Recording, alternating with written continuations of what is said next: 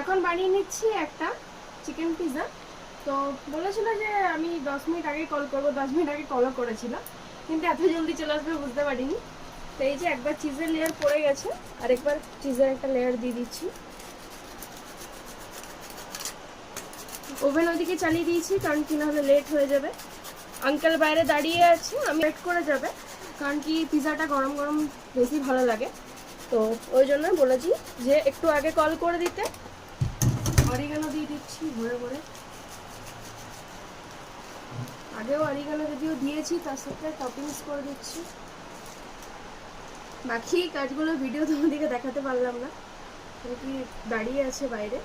আর দিদি বলেছে মাজা দিতে মানা করেছে, কারণ কি মাজা দিলে পরেই ওর ছেলে বিরক্ত করবে, ওই জন্য বলেছে একটা চকলেট দিয়ে দিও যে কোনো। আর আরেকটা টপিংস দিয়ে দিচ্ছি। হ্যাঁ, ওভেনে ভরবো। ওভেন চালু করে দিস। ঝালটা একটু দিয়ে দিই। তো এই